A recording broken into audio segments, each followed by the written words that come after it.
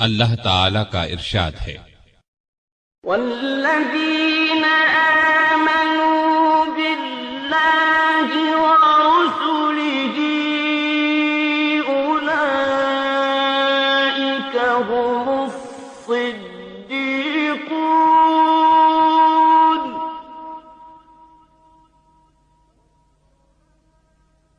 والشہداء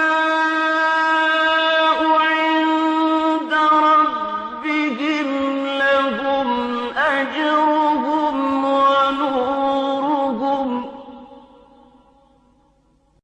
وہ لوگ جو اللہ اور اس کے رسولوں پر ایمان لائے ہیں، یہی تو وہ ہیں جو ان کے پروردگار کے نزدیک صدیق اور شہید ہیں، ان کے لیے اجر اور نور ہے۔ رسول اللہ صلی اللہ علیہ وسلم کا ارشاد ہے، اللہ تعالی نے عمر کے دل اور زبان پر حق جاری کر دیا ہے۔ وہ فاروق ہے جس کے ذریعے اللہ تعالی نے حق اور باطل کے درمیان فرق کیا۔ جماعت اصحاب روشن ستارے ہیں، آسمان پر موجود ستاروں کی روشنی کم و بیش ہے۔ یہی مثال صحابہ کرام رضی اللہ عنہم کی ہے، لیکن ہیں سبھی روشن۔ ان میں سب سے نمایاں، سب سے روشن اور سب سے تابناک بہرحال پہلے 4 صحابہ رضی اللہ عنہم ہی ہیں۔ یہی پہلے 4 اصحاب خلفائے راشدین ہیں۔ عشرہ مبشرہ میں بھی سب سے پہلے انہی کا نام ہے۔ آج ہم آپ کو انوکھی خصوصیات والے انسان کی کہانی سناتے ہیں۔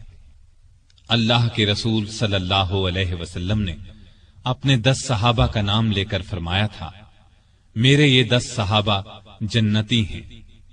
گویا انہیں دنیا ہی میں جنتی ہونے کی بشارت عطا ہوئی۔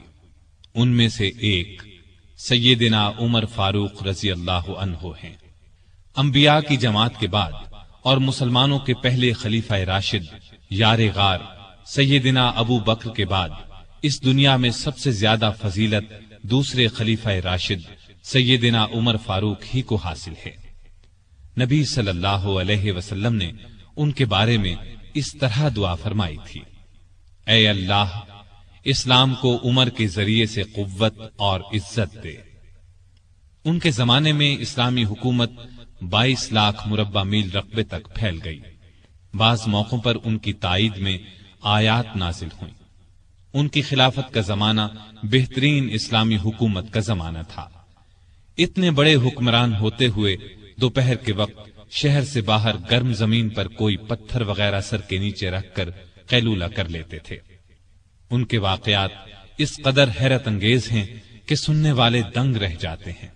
بڑے بڑے طاقتور حکمران ان کے نام سے کانپتے تھے، جبکہ خود ان کا یہ حال تھا کہ جسم پر کھردرا لباس ہوتا تھا۔ آپ یقیناً ان کی زندگی کے انوکھے اوراق پڑھنا پسند کریں گے، لیکن آج آپ پڑھنے کی بجائے سن کر دیکھیں، آپ کو ایک عجیب سا فرحت بخش احساس ہوگا۔ سیدنا عمر فاروق رضی اللہ عنہ ہجری سال شروع ہونے سے 40 سال پہلے 583 عیسوی یا 584 عیسوی میں مکے میں پیدا ہوئے۔ نبی کریم صلی اللہ علیہ وسلم ان سے 13 سال پہلے دنیا میں تشریف لا چکے تھے۔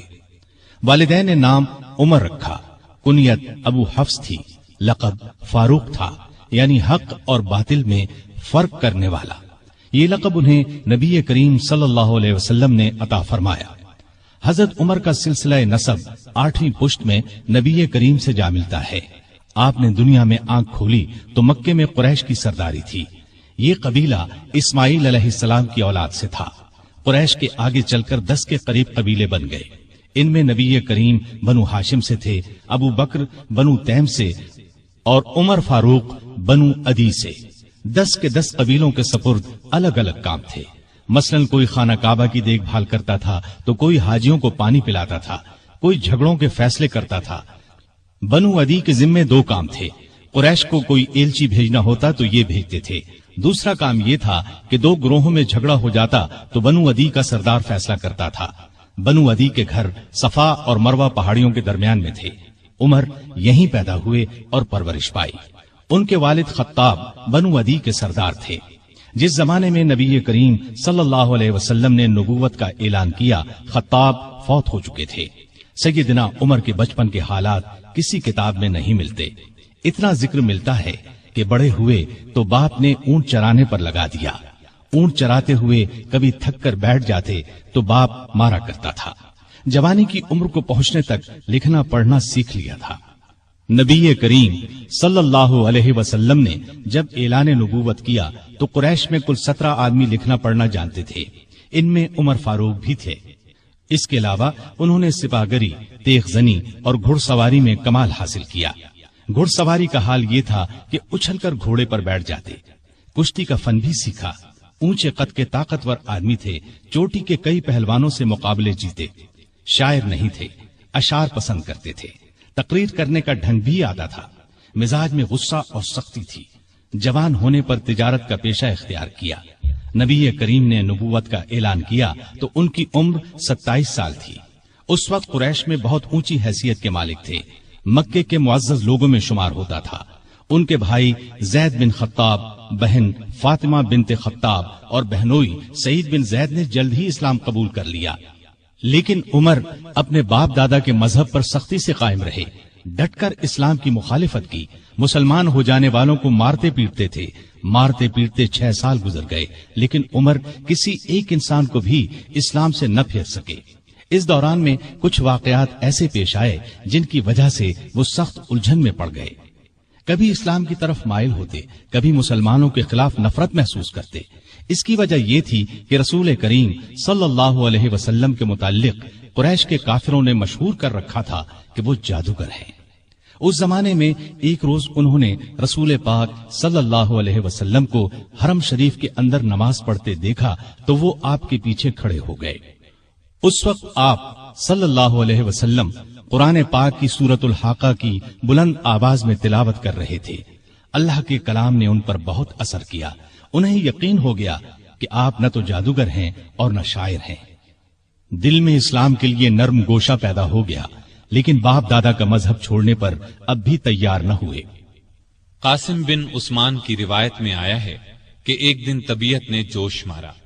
ارادہ کیا کہ جس ہستی کی وجہ سے وہ الجھن میں ہیں کیوں نہ انہیں ختم کر دیں. چنانچہ ننگی تلوار ہاتھ میں لے کر نکلے. راستے میں ایک مسلمان نعیم بن عبداللہ مل گئے. انہوں نے پوچھا، خیر تو ہے؟ ننگی تلوار لیے کہاں جا رہے ہیں؟ بولے، محمد کو قتل کرنے جا رہا ہوں. نعیم نے کہا کہ پہلے اپنے گھر کی خبر تو لیں.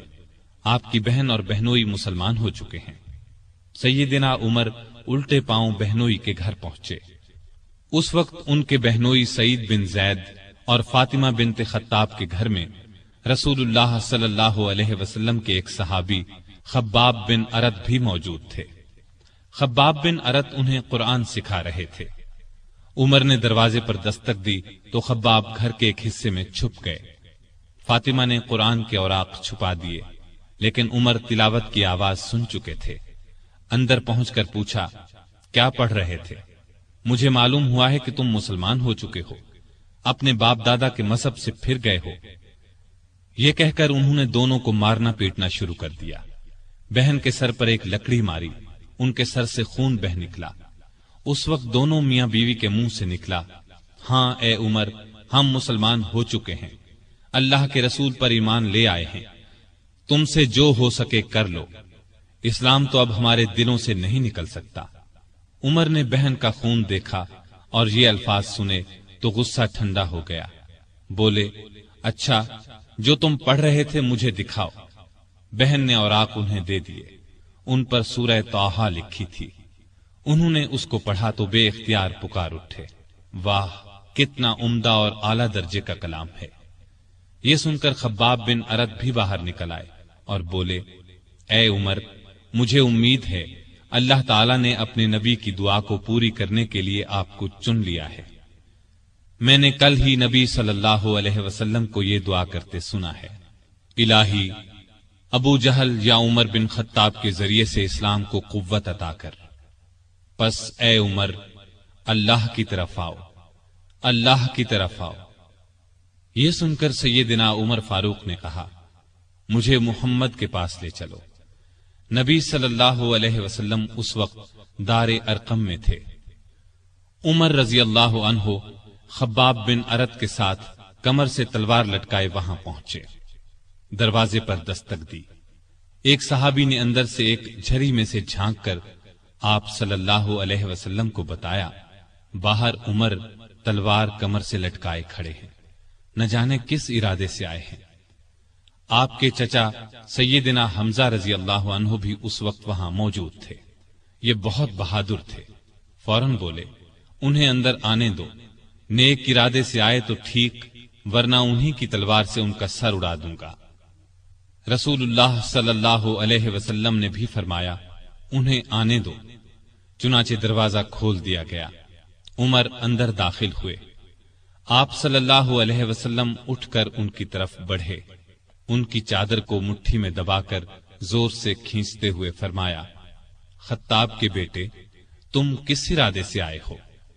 سیدنا عمر رضی اللہ عنہ نے عرض کیا، اے اللہ کے رسول، میں اللہ اور اس کے رسول پر ایمان لانے کے لیے حاضر ہوا ہوں۔ اس پر آپ صلی اللہ علیہ وسلم نے زور سے اللہ اکبر فرمایا۔ باقی مسلمانوں نے بھی اللہ اکبر کا نعرہ لگایا۔ اب عمر رضی اللہ عنہ نے کلمہ پڑھا، پھر بولے، اے اللہ کے رسول، کیا ہم حق پر نہیں ہیں؟ آپ نے فرمایا، اس ذات کی قسم جس کے قبضے میں میری جان ہے، تم لوگ حق پر ہو۔ یہ سن کر سیدنا عمر فاروق نے عرض کیا، جب ہم حق پر ہیں اور کافر غلط راستے پر، تو پھر اپنا دین کیوں چھپائیں؟ آپ نے فرمایا، اے عمر، ابھی ہماری تعداد تھوڑی ہے اور تم دیکھ رہے ہو کہ ہم کن حالات سے گزر رہے ہیں۔ سیدنا عمر نے یہ سن کر فرمایا، اس ذات کی قسم جس نے آپ کو نبی بنا کر بھیجا ہے، میں اسلام لانے سے پہلے جن لوگوں میں اٹھتا بیٹھتا تھا، اب مسلمان ہو کر ان کے سامنے جاؤں گا۔ اس پر تمام مسلمان دار ارقم سے 2 صفیں بنا کر نکلے اور کعبے کی طرف روانہ ہوئے۔ ایک صف میں عمر تھے، دوسری میں حمزہ۔ سب نے مسجد حرام میں نماز ادا کی۔ قریش نے یہ دیکھا تو طیش میں آ گئے۔ اس وقت تو کچھ نہ کہا، جب عمر تنہا نظر آئے تو ان پر حملہ کر دیا۔ انہوں نے بھی ڈٹ کر مقابلہ کیا۔ آخر کافر انہیں چھوڑ کر چلے گئے۔ یہ واقعہ نبوت کے 6 سال پیش آیا۔ ایمان لانے کے بعد 6 سال تک مکے میں رہے، پھر دوسرے مسلمانوں کے ساتھ مدینے کی طرف ہجرت کی۔ ایسے میں کفار کو مخاطب ہو کر فرمایا، میں آج مکے سے جا رہا ہوں، کسی میں ہمت ہے تو مجھے روک کر دکھائے۔ کوئی آگے نہ آیا۔ اس طرح آپ قباء پہنچے۔ پھر نبی کریم صلی اللہ علیہ وسلم اور ابو بکر ہجرت کر کے وہاں تشریف لائے۔ مسجد قباء کی تعمیر کے بعد سب نے مدینے کا رخ کیا۔ ہجرت کے وقت سیدنا عمر فاروق کی عمر 40 سال کے قریب تھی۔ اس کے بعد وہ 23 برس اس دنیا میں رہے۔ یہ سارا زمانہ مدینے میں گزارا، مسجد نبوی کی تعمیر میں حصہ لیا۔ آپ صلی اللہ علیہ وسلم نے مہاجرین اور انصار میں بھائی چارہ کرایا تو اتبان بن مالک کو ان کا بھائی بنایا۔ انہوں نے اپنا نصف مکان انہیں دے دیا۔ عبداللہ بن زید نے خواب میں اذان کے الفاظ سنے۔ انہوں نے یہ الفاظ نبی کریم صلی اللہ علیہ وسلم کو سنائے تو آپ صلی اللہ علیہ وسلم نے سیدنا بلال کو حکم دیا، اذان کہیں۔ جو ہی انہوں نے اذان شروع کی، سیدنا عمر فاروق اپنی چادر گھسیٹتے ہوئے آئے اور بولے، اے اللہ کے رسول صلی اللہ علیہ وسلم، اس ذات کی قسم جس نے آپ کو نبی بنا کر بھیجا ہے، میں نے بھی بالکل یہی الفاظ خواب میں سنے ہیں۔ یہ سن کر آپ بہت خوش ہوئے۔ آج تک اذان انہی الفاظ میں دی جا رہی ہے اور قیامت تک دی جاتی رہے گی۔ ہجرت کے دوسرے سال بدر کی لڑائی پیش آئی۔ سیدنا عمر فاروق بھی اس غزوے میں شریک ہوئے۔ اس غزوے میں انہوں نے ایک نامی بہادر آس بن ہشام کو قتل کیا۔ یہ رشتے میں ان کا ماموں تھا۔ اگلے سال احد کی لڑائی ہوئی۔ سیدنا عمر اس لڑائی میں بھی شریک ہوئے۔ بدر کی لڑائی میں عمر فاروق کی بیٹی سیدہ حفصہ بیوہ ہو گئی تھی۔ نبی کریم صلی اللہ علیہ وسلم کی خواہش پر سیدنا عمر نے ان کا نکاح آپ سے کر دیا۔ اس طرح وہ رسول کریم صلی اللہ علیہ وسلم کے سسر بنے۔ ان کی بیٹی کو مومنوں کی ماں کا درجہ حاصل ہوا۔ ہجرت کے 5ویں سال شوال میں خندق کی لڑائی پیش آئی۔ سیدنا عمر نے بھی خندق کھودی۔ خندق کے ایک حصے کی حفاظت سیدنا عمر کے سپرد کی گئی۔ بعد میں اس جگہ ان کے نام سے مسجد تعمیر کی گئی جو آج بھی موجود ہے۔ ہجرت کے 6 سال نبی کریم صلی اللہ علیہ وسلم نے کعبے کی زیارت کا ارادہ فرمایا۔ آپ 1400 صحابہ کے ساتھ روانہ ہوئے، ان میں سیدنا عمر بھی تھے۔ حدیبیہ کے مقام پر کافروں سے جو معاہدہ ہوا تو کچھ دوسرے صحابہ کے ساتھ وہ سیدنا عمر پر بھی گراں گزرا۔ وہ رسول اللہ صلی اللہ علیہ وسلم کی خدمت میں حاضر ہوئے اور عرض کی، کیا آپ اللہ کے سچے نبی نہیں ہیں؟ آپ نے فرمایا، یقیناً میں اللہ کا سچا نبی ہوں۔ کہا، کیا ہم حق پر اور ہمارا دشمن باطل پر نہیں ہے؟ آپ نے فرمایا، ہم حق پر اور ہمارا دشمن باطل پر ہے۔ کہا، اے اللہ کے رسول، جب ہم حق پر اور ہمارا دشمن باطل پر ہے تو پھر دب کر کیوں صلح کریں؟ آپ نے فرمایا، میں اللہ کا رسول ہوں، اللہ کے حکم کے خلاف نہیں کرتا، وہی میرا مددگار ہے۔ سیدنا عمر پھر ابو بکر صدیق کے پاس گئے اور ان سے بھی یہی کہا تو انہوں نے فرمایا، اے جوان، بلا شبہ نبی کریم صلی اللہ علیہ وسلم اللہ کے رسول ہیں، وہ اپنے رب کی نافرمانی نہیں کر سکتے اور وہی ان کا ناصر و مددگار ہے، بس ان کی رکاب کو تھامے رہو، یعنی ہر معاملے میں ان کی فرما برداری کرو۔ نبی کریم صلی اللہ علیہ وسلم نے فرمایا، میں اللہ کا رسول ہوں، اللہ کے حکم کے خلاف نہیں کرتا، وہی میرا مددگار ہے۔ تب جا کر سیدنا عمر کو اطمینان ہوا۔ نبی کریم صلی اللہ علیہ وسلم واپس روانہ ہوئے تو سورہ فتح نازل ہوئی۔ آپ نے سیدنا عمر کو بلا کر اللہ تعالیٰ کا یہ ارشاد سنایا کہ ہم نے آپ کو کھلی فتح عطا کی، ساتھ ہی آپ نے فرمایا، مجھ پر آج ایسی صورت نازل ہوئی ہے جو مجھے اس دنیا سے زیادہ پیاری ہے۔ سیدنا عمر رضی اللہ عنہ نے حدیبیہ کی صلح کے موقع پر جو گفتگو کی تھی وہ خلوص نیت پر مبنی تھی۔ پھر بھی انہیں تمام زندگی اس بات کا افسوس رہا کہ کیوں انہوں نے اس طرح کے سوال جواب کیے۔ اس کے بدلے میں انہوں نے بہت سے روزے رکھے، کئی غلام آزاد کیے اور بہت سی نفل نمازیں پڑھی۔ ہجرت کے 7ویں سال خیبر کی لڑائی ہوئی، اس میں بھی سیدنا عمر رضی اللہ عنہ شریک تھے۔ ذی-قعدہ 7 ہجری میں نبی صلی اللہ علیہ وسلم عمرے کے لیے تشریف لے گئے۔ 2000 مسلمان آپ کے ساتھ تھے، سیدنا عمر بھی ان میں شامل تھے۔ ذات سلاسل کی جنگ میں بھی شریک ہوئے۔ سلاسل جگہ کا نام ہے، یا اس مقام پر قبیلہ جزام کا ایک چشمہ تھا جس کا نام سلسل تھا۔ مسلمان لشکر اسی چشمے پر اترا تھا، اسی لیے اس غزوے کو ذات السلاسل کہا جاتا ہے۔ 8 ہجری 10 رمضان کو رسول اللہ صلی اللہ علیہ وسلم 10,000 ہتھیار بند صحابہ کے ساتھ مدینے سے مکے کی طرف روانہ ہوئے۔ ان میں سیدنا عمر بھی شامل تھے۔ مکے سے کچھ فاصلے پر آپ صلی اللہ علیہ وسلم نے پڑاؤ ڈالا۔ اس میدان کا نام اب وادی فاطمہ ہے۔ قریش کے سردار ابو سفیان نے 2 آدمیوں کو حالات معلوم کرنے کے لیے بھیجا۔ پھر ابو سفیان خود نبی کریم صلی اللہ علیہ وسلم کی خدمت میں حاضر ہوئے۔ ایسے میں سیدنا عمر رضی اللہ عنہ نے عرض کیا، اے اللہ کے رسول، مجھے اجازت دیں میں ابو سفیان کا سر اڑا دوں، لیکن آپ نے ایسا کرنے کی اجازت نہ دی۔ اس موقع پر ابو سفیان نے اسلام قبول کیا۔ ان کے بعد مکے کے باقی ماندہ لوگ بھی مسلمان ہو گئے۔ فتح مکہ کے بعد غزوہ حنین پیش آیا۔ اس غزوے کی ابتدا میں مسلمانوں کے پاؤں اکھڑ گئے۔ صرف رسول اللہ صلی اللہ علیہ وسلم چند صحابہ کے ساتھ میدان میں کھڑے رہے۔ ان میں سیدنا عمر بھی تھے۔ پھر سیدنا عباس رضی اللہ عنہ کی آواز پر مسلمان پلٹے اور کفار کو شکست دی۔ تبوک کی لڑائی کے لیے سیدنا عمر نے اپنے مال کا نصف حصہ نبی صلی اللہ علیہ وسلم کی خدمت میں پیش کیا۔ حجۃ الوداع کے موقع پر بھی سیدنا عمر ساتھ تھے۔ اس حج کے بعد ہی آپ صلی اللہ علیہ وسلم اس دنیا سے رخصت ہوئے۔ سفر 11 ہجری میں آپ صلی اللہ علیہ وسلم نے اسامہ بن زید کو اسلامی لشکر کا سپہ سالار مقرر کیا اور حکم دیا کہ جا کر رومیوں سے موتا کی لڑائی کا بدلہ لیں۔ موتا کی لڑائی ہجرت کے 8ویں سال میں ہوئی تھی۔ اس میں اسامہ کے والد زید اور بہت سے صحابہ رضی اللہ عنہم شہید ہو گئے تھے۔ چنانچہ آپ نے یہ لشکر روانہ فرمایا۔ اس میں بڑے بڑے صحابہ کے ساتھ سیدنا عمر بھی شریک تھے۔ آپ صلی اللہ علیہ وسلم نے رحلت فرمائی تو سیدنا عمر رضی اللہ عنہ کو آپ کی وفات کا یقین ہی نہیں آتا تھا۔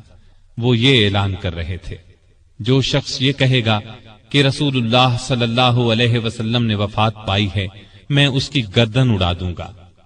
پھر ابو بکر رضی اللہ عنہ کے سمجھانے پر یقین آیا کہ نبی صلی اللہ علیہ وسلم رحلت فرما چکے ہیں۔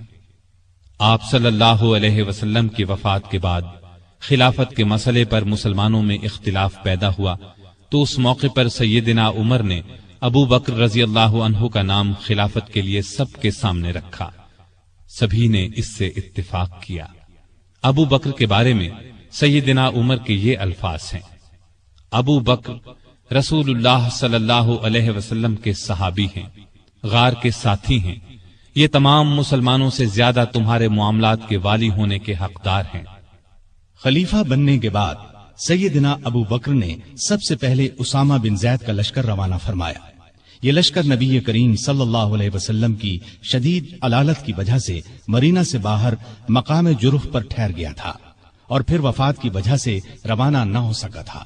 اس موقع پر سیدنا ابو بکر نے اسامہ بن زید سے کہا کہ سیدنا عمر فاروق رضی اللہ عنہ کو ان کے پاس چھوڑ جائیں، کیونکہ ان کے مشوروں کی ضرورت پڑے گی۔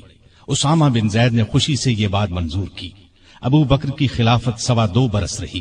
تمام عرصے میں سیدنا عمر ان کے خاص مشیر رہے۔ اس دوران میں سیدنا عمر نے سیدنا ابو بکر کو مشورہ دیا کہ قرآن کو ایک جگہ جمع کر دیا جائے۔ انہوں نے یہ مشورہ اس لیے دیا کہ یمامہ کی لڑائی میں قرآن مجید کے حافظ بہت سے صحابہ شہید ہو گئے تھے۔ آخر یہ کام زید بن ثابت، سیدنا عمر اور بہت سے دوسرے صحابہ رضی اللہ عنہم کی مدد سے مکمل ہوا۔ جمادی الاولی 13 ہجری میں سیدنا ابو بکر سخت بیمار ہو گئے۔ بچنے کی امید نہ رہی تو انہوں نے خلافت کے بارے میں چند بڑے بڑے صحابہ سے مشورہ کیا۔ خود انہوں نے سیدنا عمر کا نام تجویز کیا۔ بعض صحابہ نے اس پر کہا کہ وہ مزاج کے بہت سخت ہیں۔ اس پر ابو بکر نے فرمایا جب ان پر خلافت کا بوجھ پڑے گا تو نرم ہو جائیں گے۔ اس طرح تمام مسلمانوں کا سیدنا عمر کی خلافت پر اتفاق ہو گیا۔ سیدنا ابو بکر نے آخر وقت میں سیدنا عمر کو یہ وصیت کی کہ عراق میں مسلمان ایرانیوں سے لڑ رہے ہیں، ان کے لیے فوراً مدد بھیجی جائے۔ اس وصیت کے بعد 22 جمادی الاخری کو سیدنا ابو بکر نے وفات پائی۔ تمام مسلمانوں نے خوشی سے سیدنا عمر کی بیعت کر لی۔ اس طرح وہ مسلمانوں کے دوسرے خلیفہ راشد بنے۔ خلیفہ بنتے ہی انہوں نے ابو بکر کی وصیت کے مطابق عراق کی طرف ایک لشکر روانہ کیا۔ ابو عبیدہ رضی اللہ عنہ کو لشکر کا سالار مقرر فرمایا اور اس طرح مسلمانوں کی عظیم الشان فتوحات کا سنہری دور شروع ہوا۔ Iraq, Madain, Hulwan, Jazira, Khuzestan, Nahavand, Isfahan, Hamadan, Azerbaijan, Tabaristan, Armenia, Fars, Kerman, خراسان، سیستان، مکران، دمشق، ہمس، لاذقیہ، یرموک، قنسرین، حلب، انطاکیہ اور بیت المقدس فتح ہوئے۔ بیت المقدس کی فتح کا واقعہ کچھ اس طرح ہے کہ مجاہدین اسلام نے قریباً 3 سال میں سارا شام فتح کر لیا۔ اب فلسطین کے صرف 2 بڑے شہر رہ گئے تھے، بیت المقدس جسے یروشلم بھی کہا جاتا ہے اور قیصاریہ۔ اس زمانے میں فلسطین شام ہی کا حصہ تھا۔ 16 ہجری میں مسلمانوں نے دوسری لڑائیوں سے فارغ ہو کر بیت المقدس کا محاصرہ کر لیا۔ اس شہر میں ابراہیم علیہ السلام، اسحاق علیہ السلام، سلیمان علیہ السلام، عیسیٰ علیہ السلام اور دوسرے نبیوں کی بہت سی یادگاریں ہیں۔ رسول اللہ صلی اللہ علیہ وسلم کی بھی معراج کے سفر میں پہلی منزل یہی تھی۔ مسلمانوں کا پہلا قبلہ بھی یہی تھا۔ نہ صرف یہودی اور عیسائی بلکہ مسلمان بھی اس کی بہت عزت کرتے تھے اور کرتے ہیں۔ مسلمانوں نے جب بیت المقدس کا محاصرہ کیا تو شہر کے باشندوں نے شہر کے دروازے بند کر لیے۔ چند دن تو اس طرح گزرے، پھر انہوں نے مسلمانوں کے سپہ سالار ابو عبیدہ بن جراح کو پیغام بھیجا کہ ہم شہر مسلمانوں کے حوالے کرنے کے لیے تیار ہیں، لیکن شرط یہ ہے کہ مسلمانوں کے خلیفہ خود یہاں آئیں اور صلح کا معاہدہ کریں۔ ابو عبیدہ بن جراح نے یہ بات سیدنا عمر کو لکھ بھیجی۔ خلیفہ ثانی سیدنا عمر نے صحابہ سے مشورہ کر کے وہاں جانے کا فیصلہ کیا۔ آپ نے رجب 16 ہجری میں حضرت علی رضی اللہ عنہ کو اپنا قائم مقام بنایا اور روانہ ہو گئے۔ اس وقت دنیا کے بڑے بڑے حکمران ان کا نام سن کر کانپتے تھے، لیکن اپنے وقت کے سب سے بڑے حاکم کے سفر کا حال یہ تھا کہ چند بزرگ صحابہ کے سوا ان کے ساتھ کوئی نہیں تھا۔ فوج، نہ خیمے، نہ قارے، نہ جھنڈے، ایک اونٹ پر سوار تھے، اس پر ستو اور کھجور کے 2 تھیلے لادے ہوئے تھے۔ ایک طرف پانی کی مشک لٹک رہی تھی، راستے میں کھانے کا وقت آتا تو سب مل کر کھا لیتے۔ آپ کا لباس بہت معمولی سا تھا۔ بیت المقدس کے قریب پہنچے تو صحابہ نے مشورہ دیا کہ لباس تبدیل کر لے۔ قیمتی پوشاک پیش کی، لیکن آپ نے وہ لباس پہننے سے انکار کر دیا اور فرمایا، اللہ نے ہمیں جو عزت دی ہے وہ اسلام کی وجہ سے ہے اور ہمارے لیے یہی کافی ہے۔ غرض اسی حالت میں شہر میں داخل ہوئے۔ عیسائیوں نے شہر آپ کے حوالے کر دیا۔ مسلمانوں نے وہاں ایک مسجد بنائی، اس کا نام مسجد عمر رکھا۔ یہ آج بھی موجود ہے اور اب تک مسجد عمر کہلاتی ہے۔ 14 ہجری میں مسلمانوں نے ہمس کو فتح کر لیا تھا۔ 17 ہجری کو روم کے بادشاہ ہرقل نے ہمس مسلمانوں سے چھیننے کے لیے سمندر کے راستے فوج بھیجی۔ اس فوج نے ہمس کا محاصرہ کر لیا۔ جزیرے کے لوگوں نے بھی ہرقل کو ایسا کرنے پر اکسایا تھا، چنانچہ جزیرے سے بھی 30,000 فوج آ کر ہرقل کی فوج سے مل گئی۔ سیدنا ابو عبیدہ بن جراح رضی اللہ عنہ نے ان حالات کی اطلاع سیدنا عمر فاروق کو بھیجی تو انہوں نے ان کی مدد کے لیے مزید فوج روانہ کی۔ دوسری طرف سہیل بن عدی کی سرکردگی میں ایک فوج جزیرے کی طرف روانہ کر دی۔ خود بھی مدینے سے چل کر دمشق آ گئے تاکہ نزدیک سے تمام حالات پر نظر رکھ سکیں۔ سہیل بن عدی جزیرے کی طرف بڑھے تو جزیرے سے ہمس کی طرف روانہ ہونے والی فوج کو اپنے گھر کی فکر پڑ گئی۔ وہ ہرقل کی فوج کا ساتھ چھوڑ کر واپس جزیرے چلے گئے۔ ادھر ابو عبیدہ بن جراح نے خالد بن ولید کے مشورے سے شہر سے نکل کر ہرقل کی فوج پر حملہ کر دیا۔ گھمسان کی لڑائی کے بعد رومیوں نے بدترین شکست کھائی۔ 4000 رومیوں نے اسلام قبول کر لیا، 4000 مارے گئے اور باقی بھاگ نکلے۔ اس لڑائی کے بعد پھر کبھی ہرقل کو شام پر چڑھائی کی جرت نہ ہوئی۔ 18 ہجری میں عراق میں طاعون کی وبا پھیلی، اس میں بڑے بڑے صحابہ فوت ہو گئے۔ چند ایک کے نام یہ ہیں: ابو عبیدہ بن جراح جو مسلمانوں کی فوج کے سپہ سالار بھی تھے، معاذ بن جبل رضی اللہ عنہ، یزید بن ابی سفیان رضی اللہ عنہ، شرحبیل بن حسنہ رضی اللہ عنہ اور کئی بڑے بڑے صحابہ اس وبا میں فوت ہوئے۔ دور فاروقی میں عرب میں قحط پڑا، ایسے میں سیدنا عمر نے رعایا کی خبرگیری میں دن رات ایک کر دیا۔ انسانوں کے لیے خوراک تھی نہ جانوروں کے لیے۔ سیدنا عمر کو انسانوں اور جانوروں کی یہ بدحالی دیکھ کر بہت صدمہ ہوا۔ انہوں نے بیت المال میں جتنا غلہ تھا سب مسلمانوں میں تقسیم کر دیا، جو نقدی تھی وہ بھی مسلمانوں میں تقسیم کر دی۔ تمام صوبوں کے حاکموں کو خط لکھے کہ فوراً زیادہ سے زیادہ غلہ روانہ کرو۔ چنانچہ ابو عبیدہ بن جراح نے شام کے علاقے سے 4000 اونٹ غلے سے لدے ہوئے بھیجے۔ عمرو بن عاص نے مصر سے سمندر کے راستے بحری جہاز روانہ کیے، ان میں ہر جہاز پر 6000 من غلہ لدا ہوا تھا۔ جب یہ جہاز مدینے کی قریبی بندرگاہ پر پہنچے تو سیدنا عمر خود انہیں دیکھنے کے لیے بندرگاہ پہنچے۔ غلے کو حفاظت سے رکھنے کے لیے بندرگاہ میں 2 بڑے بڑے مکان بنوائے۔ دوسرے صوبوں سے بھی بہت سا غلہ پہنچ گیا۔ غلے کی تقسیم کا یہ انتظام کیا کہ بہت سے رجسٹر بنوائے، ان میں قحط کا شکار ہونے والوں کے نام درج کیے گئے۔ ہر ایک نام کے ساتھ ان کی ضرورت کے مطابق غلے کی مقدار لکھی گئی، پھر ہر شخص کو پرچی دی گئی، اس پر سیدنا عمر کی مہر ہوتی تھی۔ اس پرچی کے مطابق انہیں روزانہ غلہ دیا جاتا۔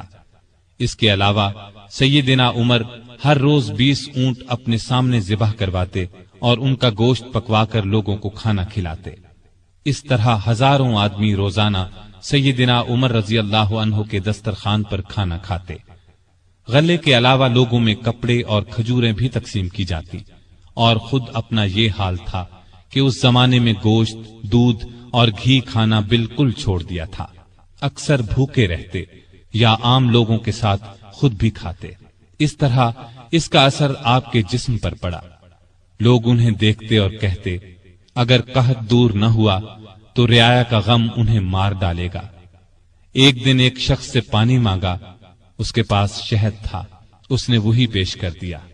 आपने शहद पीने से इनकार कर दिया और फरमाया, क़यामत के दिन अगर मुझसे पूछा गया कि लोग रोटी को तरस रहे थे और तू शहद खाता था, तो मैं क्या जवाब दूंगा।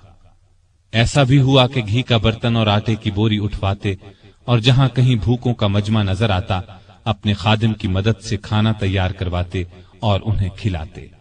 देहातों में जाते, वहां ऊंट ज़िबह करते, गोश्त, आटा और कपड़े लोगों में तकसीम करते।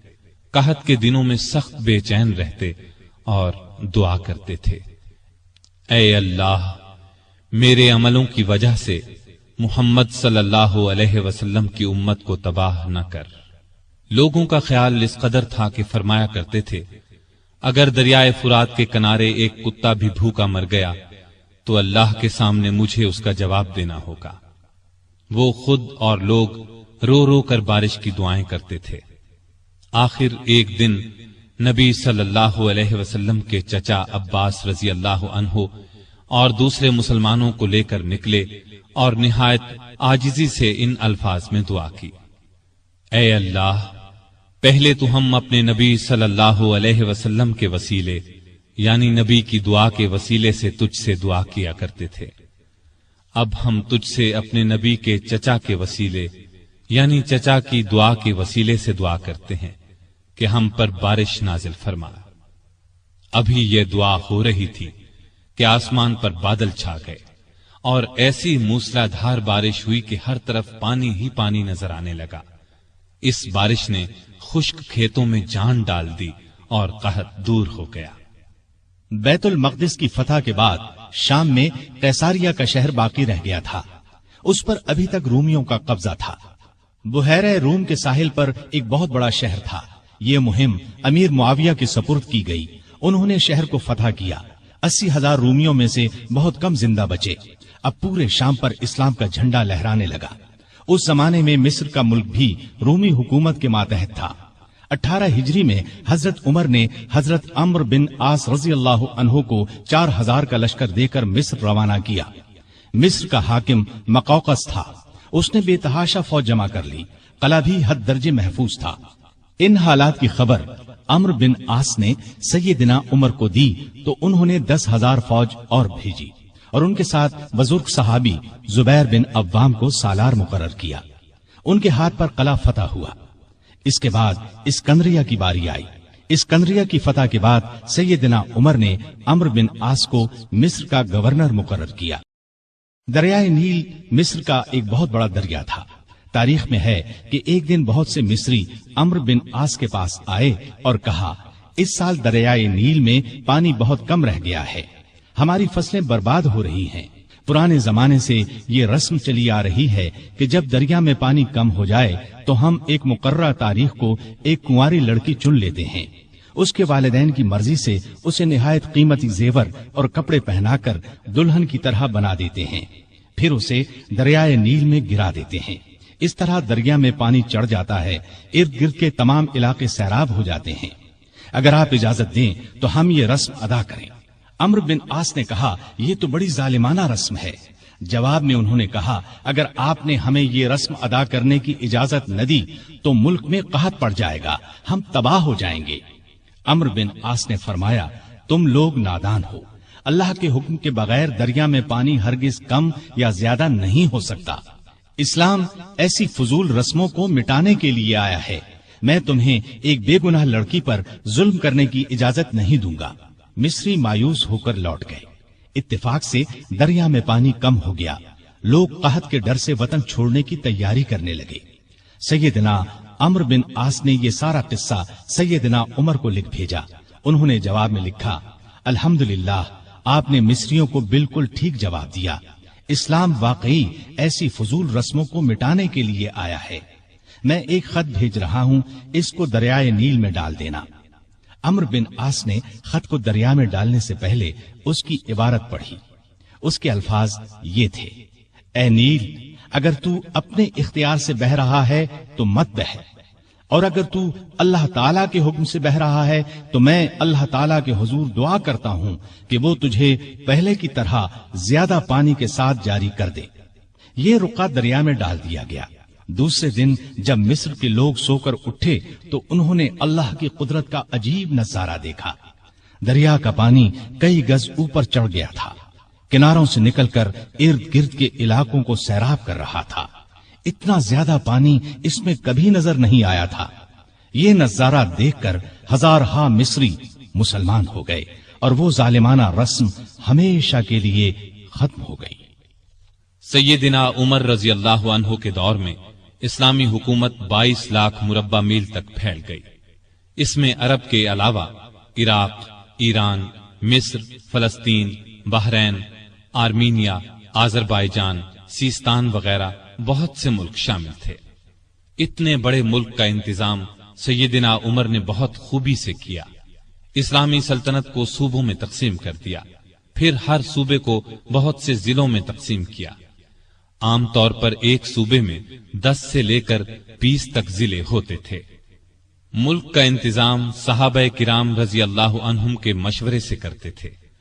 मशवरा करने के लिए उन्होंने एक मजलिस बनाई। उसमें सूझबूझ रखने वाले बड़े बड़े जलीलुल कद्र सहाबा शामिल थे।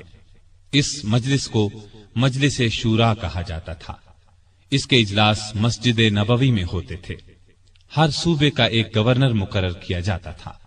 खुद बिल्कुल सादा जिंदगी बसर करते थे। यही हिदायत गवर्नरों को थी। ओहदेदारों की निगरानी खुद करते थे। हज के जमाने में चारों तरफ से आए हुए लोगों से उनके गवर्नरों के हालात पूछते। लोग बेधड़क शिकायत करते। लोगों के सामने इस किस्म का खुतबा देते।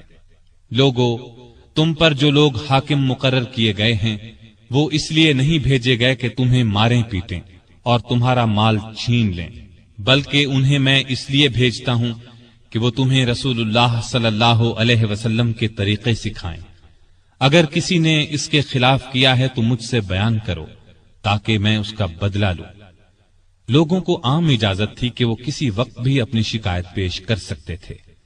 एक मर्तबा मिस्र के एक गरीब शख्स ने शिकायत की कि गवर्नर के बेटे ने बिला वजह उसे पीटा है। आपने बाप बेटे को बुलवा लिया। जब दोनों आ गए तो सैयदिना उमर ने उस गरीब को कोड़ा देकर फरमाया, जितने कोड़े उसने तुम्हें मारे थे उतने ही तुम इसे मारो।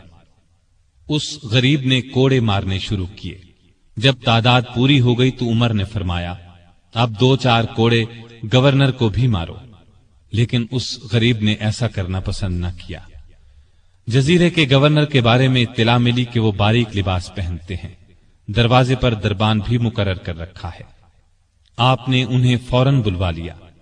उनके कपड़े उतरवाकर बालों का बुना हुआ कुर्ता पहना दिया और बकरियों का एक रेवड़ मंगवाकर उन्हें हुक्म दिया कि जंगल में जाओ और इन बकरियों को चराओ।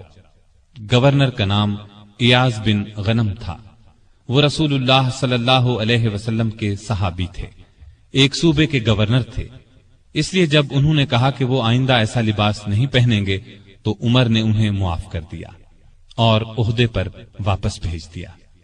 इयाज बिन गनम जब तक जिंदा रहे मोटा लिबास पहनते रहे। फिर उन्होंने कभी बारीक लिबास पहना न दरवाजे पर दरबान रखा। खालिद बिन वलीद रजी अल्लाह अन्हु इस्लाम के बहुत बड़े जर्नैल थे। उन्होंने 20 लड़ाइयां लड़ी। बड़ी बड़ी हुकूमतों के लश्कर उनके मुकाबले में न ठहर सके। सैयदिना उमर के जमाने में जब खालिद बिन वलीद फतूहात पर फतूहात हासिल कर रहे थे तो ऐन इस हालत में उमर ने उन्हें सिपह सालारी से माजूल कर दिया। जब लोगों ने वजह पूछी तो उन्होंने फरमाया, मुसलमान ये ख्याल करने लगे थे कि ये फतूहात खालिद बिन वलीद की वजह से हो रही हैं, जबकि फतूहात हमें अल्लाह ताला की मेहरबानी से हो रही हैं। आपके जमाने में चूंकि इस्लामी हुकूमत बहुत फैल गई थी, लगातार फतूहात की वजह से माले गनीमत भी बहुत ज्यादा आने लगा था। इसलिए आपने 15 हिजरी में बैतुल माल कायम कर दिया। उसमें ज़कात, खिराज, जिजिया, माले गनीमत वगैरह जमा होता था और मुसलमानों में तकसीम किया जाता था। यतीमों, गरीबों और बेवाओं को उसमें से वजीफे दिए जाते थे। जरूरतमंदों को कर्ज भी दिया जाता था। जंगी जरूरियात पर भी खर्च किया जाता था। आमदनी और खर्च के मामले में हर दर्जा एहतियात करते थे। सैयदना उस्मान ने एक दिन इन्हें चिलचिलाती धूप में भागते देखा। पूछने पर उन्होंने बताया کہ بیت المال کا ایک اونٹ گم ہو گیا ہے، اس کو تلاش کر رہا ہوں۔ بحرین سے ایک مرتبہ مشک آیا، یہ انتہائی قیمتی خوشبو تھی۔ اس کو مسلمانوں میں تقسیم کرنے کے لیے آدمی کی تلاش ہوئی جو یہ کام اچھی طرح کر سکے۔ سیدنا عمر کی زوجہ محترمہ عاتقہ نے کہا کہ یہ کام میں کر سکتی ہوں۔ سیدنا عمر نے فرمایا، نہیں، میں تمہیں اس کی اجازت نہیں دے سکتا، اس لیے کہ تمہاری انگلیوں پر جو مشک لگ جائے گا وہ تم اپنے کپڑوں پر لگا لو گی، اس طرح عام مسلمانوں سے زیادہ تمہارے حصے میں آئے گا۔ ایک مرتبہ بیمار ہو گئے، لوگوں نے علاج کے طور پر شہد تجویز کیا۔ بیت المال میں شہد موجود تھا، لیکن آپ نے لینا گوارا نہ کیا۔ آخر لوگوں کو جمع کیا گیا، جب سب نے اجازت دے دی تب شہد دیا۔ آپ نے عدل و انصاف کا بہترین نمونہ دنیا کو دکھایا۔ اللہ سے ڈرنے والے قاضی مقرر کیے، ان کی تنخواہیں مقرر کی، انہیں حکم دیا کہ تمام فیصلے قرآن اور حدیث کے مطابق کیے جائیں۔ قرآن اور حدیث میں حکم نہ ملے تو جس رائے پر عالموں کا اتفاق ہو اس کے مطابق فیصلہ دیا جائے۔ انہوں نے کوفہ میں شریح کو قاضی مقرر کیا، ان کے فیصلے بہت مشہور ہوئے۔ امیر المومنین کے خلاف بھی فیصلے دے دیتے تھے۔ سیدنا علی نے بھی انہیں اپنے دور میں قاضی کے عہدے پر قائم رکھا۔ قبیلہ غسان کے بادشاہ جبلہ نے اسلام قبول کر لیا۔ وہ حج کرنے کے لیے آیا، اس کی چادر پر ایک غریب بدو کا پاؤں آ گیا۔ اس نے بدو کو زور سے تھپڑ دے مارا، بدو کی ناک کی ہڈی ٹوٹ گئی۔ وہ سیدنا عمر کی خدمت میں حاضر ہو گیا، انصاف کا طلبگار ہوا۔ سیدنا عمر نے جبلہ کو بلا بھیجا، وہ حاضر ہوا تو آپ نے اسے کہا، تم نے اس غریب مسلمان سے زیادتی کی ہے، لہذا بدلہ دو۔ یہ غریب تمہیں اس جگہ تھپڑ مارے گا جس جگہ اس کے منہ پر تھپڑ لگا ہے۔ ہاں، اگر تم اس سے معافی مانگ لو اور یہ معاف کر دے تو اور بات ہے۔ جبلہ نے کہا، مجھے ایک دن کی مہلت دی جائے تاکہ میں غور کر سکوں۔ جبلہ کو ایک دن کی مہلت مل گئی۔ وہ وہاں سے فرار ہو کر شام چلا گیا اور دوبارہ عیسائی مذہب اختیار کر لیا۔ ایک مرتبہ حج کے موقع پر ایک شخص نے گورنر کی شکایت کی کہ اس نے مجھے بے قصور 100 کوڑے مارے ہیں۔ سیدنا عمر رضی اللہ عنہ نے شکایت درست پائی تو حکم دیا، تم بھی اسے 100 کوڑے مارو۔ ایک عیسائی کسان نے شکایت کی کہ اس کے کھیتوں سے مسلمان فوج گزری ہے جس سے اس کا نقصان ہوا ہے۔ آپ نے بیت المال سے اسے 10,000 درہم دینے کا حکم دیا۔ سیدنا عمر فاروق نے عام لوگوں کو منع کر دیا کہ وہ شریعت کے کسی مسئلے پر اپنا فیصلہ دیں۔ اس کام کے لیے انہوں نے فتوے جاری کرنے کا محکمہ قائم کیا۔ فتوے دینے والے بزرگوں کے نام یہ ہیں: سیدنا عثمان، سیدنا علی، سیدنا عبد الرحمن بن عوف، سیدنا ابی بن قعب، سیدنا معاذ بن جبل، سیدنا زید بن ثابت، سیدنا ابو درداء، سیدنا ابو ہریرہ رضی اللہ تعالی عنہم۔ سیدنا عمر رضی اللہ تعالی عنہ نے پولیس کا محکمہ قائم کیا۔ رعایا کی خبرگیری رکھنے کے لیے راتوں کو گشت لگایا کرتے تھے۔ ملک شام کے سفر سے لوٹ رہے تھے کہ ایک بڑھیا نظر آئی۔ اس سے پوچھا کہ بڑی بی، عمر کے بارے میں کچھ معلوم ہے؟ وہ بولی، ہاں، سنا ہے شام گیا ہوا ہے، اللہ اس سے سمجھے، آج تک اس نے مجھے پھوٹی کوڑی تک نہیں دی۔ اسے معلوم نہیں میں کتنی تنگی سے گزارا کر رہی ہوں۔ سیدنا عمر نے یہ سن کر فرمایا، بڑی بی، تم نے جا کر عمر کو اپنا حال بتایا؟ بڑھیا نے کہا، اگر اسے رعایا کا حال معلوم نہیں تو خلافت کیوں کرتا ہے؟ سیدنا عمر فاروق رضی اللہ عنہ یہ سن کر رو پڑے۔ پھر اس سے پوچھا، تم کیا لے کر عمر کو معاف کر سکتی ہو؟ اس نے کہا، اگر مجھے 25 دینار مل جائیں تو معاف کر دوں گی۔ آپ نے اسی وقت اسے 25 دینار دے دیے۔ وہ خوش ہو کر دعائیں دینے لگی، اللہ عمر کو معاف کرے، اس پر اپنی رحمت نازل کرے۔ بعد میں سیدنا عمر رضی اللہ عنہ نے اس کا وظیفہ مقرر فرما دیا۔ ایک رات گشت کے دوران میں چند بچوں کے رونے کی آواز سنی۔ معلوم ہوا کہ بچے بھوکے ہیں اور ماں نے انہیں بہلانے کے لیے ہانڈی میں صرف پانی ڈال کر آگ جلا رکھی ہے۔ آپ اسی وقت خادم اسلم کے ساتھ بیت المال گئے، آٹا، گوشت، گھی اور کھجوریں نکال کر خادم سے فرمایا، یہ تمام چیزیں میری کمر پر رکھ دو۔ اسلم نے عرض کیا، آپ کیوں تکلیف کرتے ہیں، میں اٹھا لیتا ہوں۔ آپ نے فرمایا نہیں، قیامت کے دن میرا بوجھ تم نہیں اٹھاؤ گے۔ پھر سب چیزیں اپنی کمر پر لاد کر لائے، خود کھانا تیار کیا، خود چولہا پھونکا، کھانا تیار ہونے پر اپنے سامنے بچوں کو کھلایا۔ انہوں نے پیٹ بھر کر کھایا، پھر اچھلنے کودنے لگے۔ سیدنا عمر انہیں اچھلتے کودتے دیکھتے اور خوش ہوتے رہے۔ عورت نے ان سے کہا اللہ تمہیں نیک بدلہ دے، امیر المؤمنین بننے کے لائق تو تم ہو، نہ کہ سیدنا عمر۔ سیدنا عمر فاروق رضی اللہ عنہ یہ سن کر مسکرائے، پھر واپس مدینہ آئے اور اس عورت کا وظیفہ مقرر کر دیا۔ ایک روز شام کے وقت مدینے کے باہر ایک قافلہ اترا۔ سیدنا عمر نے عبد الرحمن بن عوف رضی اللہ عنہ کو ساتھ لیا اور رات بھر قافلے کا پہرا دیتے رہے۔ ایک قافلے میں ایک ننھے بچے کو روتے دیکھا تو اس کی ماں پر ناراض ہوئے کہ بچے کو دودھ کیوں نہیں پلاتی۔ وہ آپ کو پہچانتی نہیں تھی، کہنے لگی امیر المؤمنین نے حکم دیا ہے کہ جب تک بچے ماں کا دودھ پیتے رہیں بیت المال سے ان کا وظیفہ مقرر نہ کیا جائے۔ میں اس کا دودھ چھڑا رہی ہوں تاکہ وظیفہ لگ جائے۔ یہ ہے اس کے رونے کی وجہ۔ سیدنا عمر یہ سن کر روئے، پھر اعلان کر دیا کہ جس دن کوئی بچہ پیدا ہوگا اس کا وظیفہ اسی دن سے مقرر ہو جائے گا۔ ایک مرتبہ لوگوں کو کھانا کھلا رہے تھے، ایک شخص کو بائیں ہاتھ سے کھانا کھاتے دیکھا۔ نزدیک جا کر اس سے کہا دائیں ہاتھ سے کیوں نہیں کھاتے؟ اس نے کہا میرا دایاں ہاتھ موتا کی لڑائی میں کٹ گیا تھا۔ یہ سن کر سیدنا عمر رونے لگے، اس کے پاس بیٹھ گئے اور بولے افسوس، تمہیں وضو کون کراتا ہوگا؟ پھر اس کی خدمت کے لیے ایک خادم دیا اور ضرورت کی چیزیں اس کے گھر بھجوائیں۔ ایک رات گشت کے دوران میں ایک عورت کی آواز سنی۔ وہ اپنی بچی سے کہہ رہی تھی دودھ میں پانی ملا دے۔ بیٹی نے یہ سن کر کہا ماں، امیر المؤمنین کا حکم ہے کوئی دودھ میں پانی نہ ملائے۔ ماں نے یہ سن کر کہا باتیں نہ بنا، پانی ملا۔ امیر المؤمنین کون سا دیکھ رہے ہیں؟ لڑکی نے کہا امیر المؤمنین تو نہیں دیکھ رہے، مگر اللہ تو دیکھ رہا ہے۔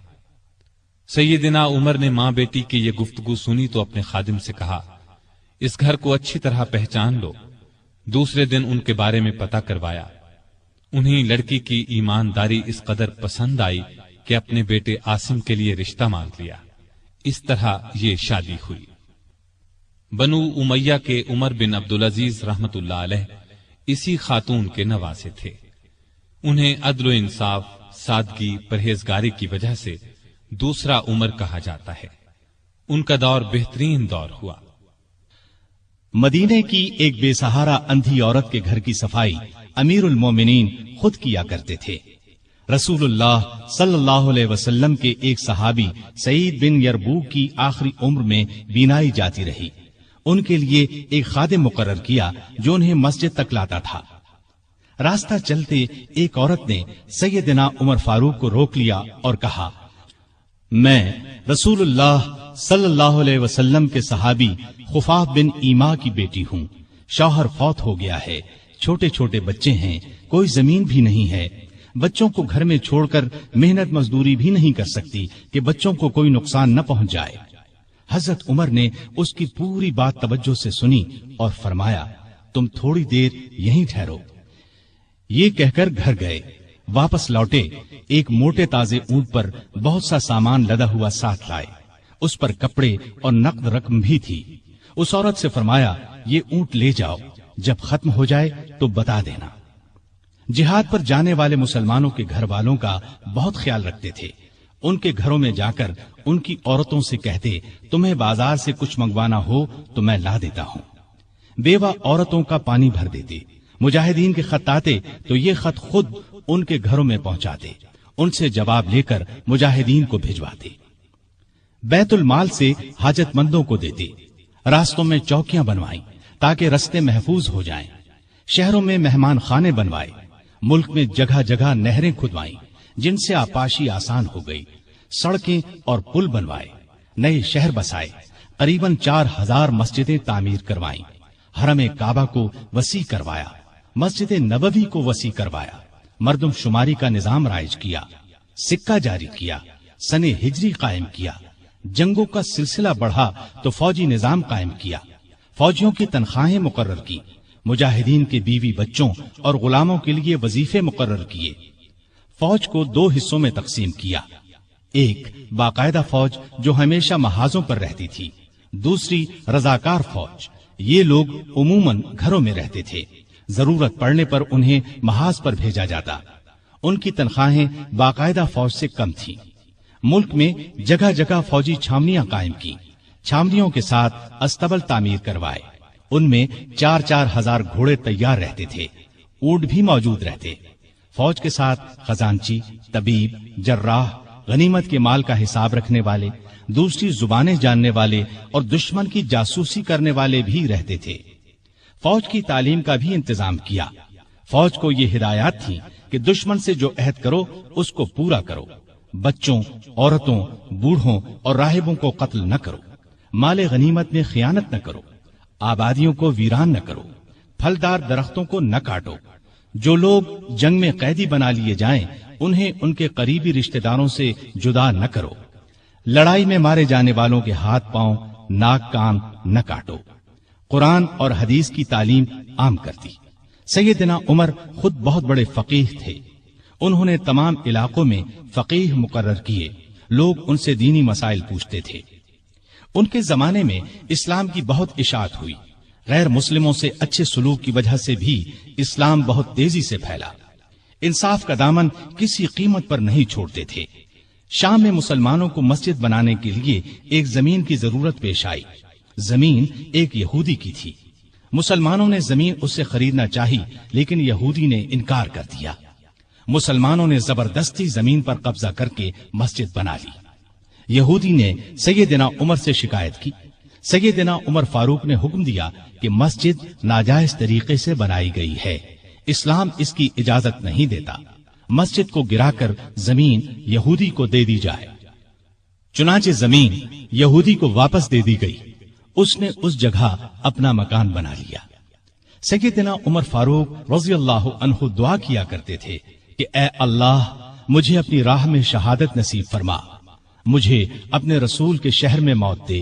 خلافت کے 11ویں سال اللہ تعالیٰ نے ان کی یہ دونوں دعائیں پوری کر دیں۔ ذی الحج 23 ہجری میں حج کے لیے مکہ گئے۔ آپ جب حجر اسود کو بوسہ دیتے تو کہتے تھے، اے حجر اسود، میں جانتا ہوں کہ تو ایک پتھر ہے، تو نہ نفع دے سکتا ہے اور نہ نقصان۔ اگر میں نے رسول اللہ صلی اللہ علیہ وسلم کو تیرا بوسہ لیتے ہوئے نہ دیکھا ہوتا تو میں تیرا بوسہ نہ لیتا۔ یہ سیدنا عمر کی توحید کا کمال نمونہ ہے۔ حج سے فارغ ہو کر اس مہینے کی آخری تاریخوں میں واپس لوٹے۔ جمعے کے دن مسجد میں خطبہ دیا جو بہت طویل تھا، اس میں لوگوں کو بہت نصیحتیں کی۔ اس خطبے میں اپنے ایک خواب کا ذکر کیا اور فرمایا، میں سمجھتا ہوں میری موت کا وقت آ پہنچا ہے۔ اس کے ساتھ ہی خلافت کے بارے میں کچھ ایسی باتیں بیان کی جن سے معلوم ہوتا تھا کہ آئندہ ہونے والے خلیفہ کے بارے میں پریشان ہیں۔ مدینے میں مغیرہ بن شعبہ کا ایک غلام تھا، یہ ایرانی تھا، اچھا کاریگر تھا، اس کا نام ابو لؤلؤ فیروز تھا۔ ایک دن سیدنا عمر سے شکایت کی کہ میں دن بھر کام کر کے جو کچھ کماتا ہوں میرا آقا اس میں سے بہت زیادہ رقم لے لیتا ہے، اس میں کمی کرا دیں۔ سیدنا عمر نے پوچھا، تم کون سا کام جانتے ہو؟ اس نے کہا، میں لوہار بھی ہوں، بڑھئی بھی ہوں اور بیل بوٹے بھی بنانا جانتا ہوں۔ سیدنا عمر نے دریافت کیا، تمہارا آقا تم سے روزانہ کتنی رقم لیتا ہے؟ اس نے کہا، 2 درہم روزانہ۔ اس پر سیدنا عمر نے فرمایا، تم جو کام جانتے ہو اس کے مقابلے میں تو یہ رقم زیادہ معلوم نہیں ہوتی۔ اس پر ابو لؤلؤ ناراض ہو کر چلا گیا۔ اگلے دن ابو لؤلؤ فجر کی نماز سے پہلے مسجد میں چھپ کر بیٹھ گیا۔ سیدنا عمر لوگوں کو نماز پڑھانے لگے تو اس نے کونے سے نکل کر 2 دھاری خنجر سے امیر المؤمنین پر 6 وار کیے اور پھر صفوں میں کھڑے مسلمانوں کو زخمی کرتا باہر بھاگا، لیکن مسلمانوں نے پکڑ لیا۔ اس پر اس نے وہی خنجر اپنے پیٹ میں جھونک لیا اور مر گیا۔ ادھر امیر المؤمنین شدید زخمی ہو گئے۔ انہوں نے عبد الرحمن بن عوف رضی اللہ عنہ کا ہاتھ پکڑ کر اپنی جگہ کھڑا کر دیا، خود زمین پر گر پڑے۔ لوگوں نے نماز سے فارغ ہو کر دیکھا، جن مسلمانوں کو ابو لؤلؤ نے زخمی کیا تھا ان میں سے 7 دم توڑ چکے تھے، باقی بہت زیادہ زخمی نہیں ہوئے تھے۔ البتہ سیدنا عمر کی حالت نازک تھی۔ ایسے میں انہوں نے عبداللہ بن عباس سے پوچھا، مجھے کس نے مارا ہے؟ انہوں نے بتایا، مغیرہ بن شعبہ کے غلام ابو لؤلؤ نے۔ یہ سن کر فرمایا، اللہ کا شکر ہے، میری موت کسی ایسے شخص کے ہاتھ سے نہیں ہوئی جو اسلام کا دعویٰ کرتا ہو۔ لوگ انہیں اٹھا کر گھر لائے، دودھ پلایا گیا تو وہ زخموں کے راستے باہر آ گیا۔ اب سب کو یقین ہو گیا کہ امیر المؤمنین کا آخری وقت آ پہنچا ہے۔ لوگ غم سے نڈھال ہو گئے، ان سے ملنے کے لیے آنے لگے۔ ایک نوجوان ایسے میں ملنے آیا، اس نے کہا، اے امیر المؤمنین، آپ اللہ کی بشارت سے خوش ہو جائیں، آپ ان اصحاب میں سے ہیں جو بہت پہلے اسلام لائے اور رسول اللہ کے ساتھی بنے۔ خلیفہ بنائے گئے تو آپ نے انصاف سے کام لیا، پھر آخر آپ کو شہادت نصیب ہو گئی۔ یہ سن کر سیدنا عمر نے فرمایا، اے بھتیجے، اللہ کرے یہ چیزیں میرے گناہوں کے برابر برابر ہی ہو جائیں، مجھے کوئی عذاب ہو نہ ثواب۔ مطلب ان کے کہنے کا یہ تھا کہ بس عذاب سے بچ جاؤں۔ وہ نوجوان واپس جانے لگا تو سیدنا عمر فاروق رضی اللہ عنہ کی نظر اس کی چادر پر پڑی جو زمین کو چھو رہی تھی۔ اس نازک حالت میں بھی انہیں شریعت کا اس قدر پاس تھا کہ فرمایا، اس نوجوان کو واپس بلاؤ۔ اسے واپس ان کے سامنے لایا گیا تو فرمایا، اے بھتیجے، اپنا تہبند اونچا باندھو، اس سے کپڑا بھی صاف رہے گا اور تمہارے رب کے نزدیک یہ پرہیزگاری کی بات بھی ہے۔ سیدنا ابن عباس رضی اللہ عنہ نے ان کا مرتبہ اور نیکیاں بیان کی تو فرمایا، اللہ کی قسم، اگر میرے پاس دنیا بھر کا سونا ہوتا تو اس سے پہلے کہ میں اللہ کے عذاب کو دیکھوں میں اسے اللہ کی راہ میں دے دیتا، یعنی عذاب کے خوف سے سارا سونا خیرات کر دیتا۔ اس کے بعد اپنے بیٹے عبداللہ کو بلایا، ان سے پوچھا کہ مجھ پر کتنا قرض ہے۔ انہوں نے حساب لگا کر بتایا، 86,000 درہم۔ اس پر انہیں کچھ ہدایات دی۔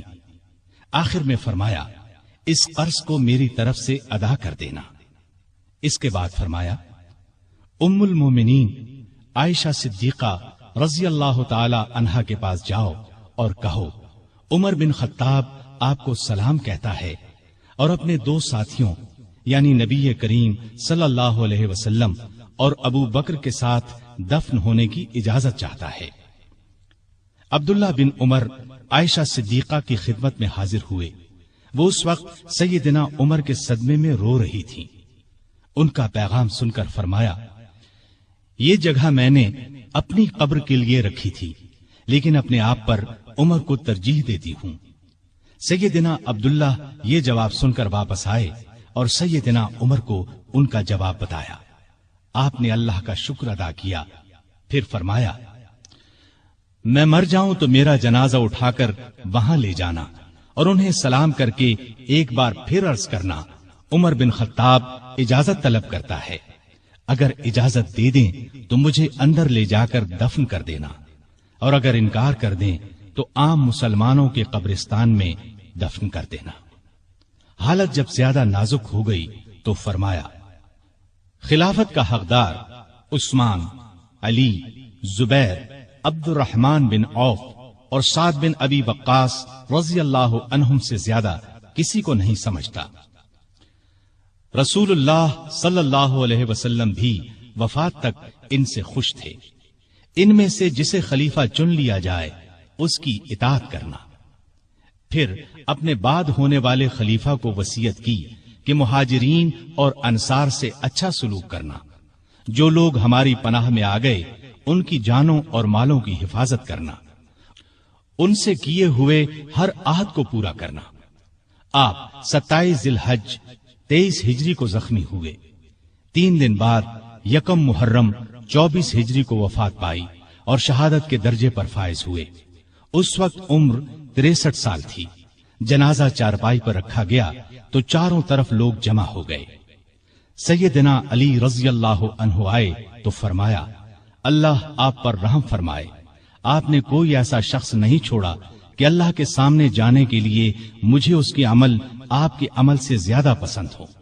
اللہ کی قسم مجھے امید تھی کہ اللہ آپ کو آپ کے دونوں ساتھیوں کے ساتھ رکھے گا، اس لیے کہ میں اکثر رسول اللہ صلی اللہ علیہ وسلم کو اس طرح فرماتے ہوئے سنا کرتا تھا، میں گیا اور ابو بکر و عمر گئے، میں داخل ہوا اور ابو بکر و عمر داخل ہوئے، میں نکلا اور ابو بکر و عمر نکلے۔ جنازہ حضرت صہیب رضی اللہ عنہ نے پڑھایا۔ حضرت علی، عثمان، سعد بن ابی وقاص اور عبد الرحمن بن عوف رضی اللہ عنہم نے قبر میں میت کو اتارا اور اسلام کے اس بہت بڑے فرزند کو ہمیشہ کے لیے رسول اللہ صلی اللہ علیہ وسلم اور سیدنا ابو بکر رضی اللہ عنہ کا ساتھ نصیب ہو گیا ہے۔ سیدنا عمر رضی اللہ عنہ نے کئی شادیاں کی، ان سے 8 یا 9 لڑکے، 4 یا 5 لڑکیاں ہوئیں۔ مشہور بیویوں کے نام یہ ہیں: زینب بنت مزعون رضی اللہ عنہا، عاتقہ بنت زید رضی اللہ عنہا، ام حکیم بنت حارث رضی اللہ عنہا، ام کلثوم بنت علی رضی اللہ عنہا۔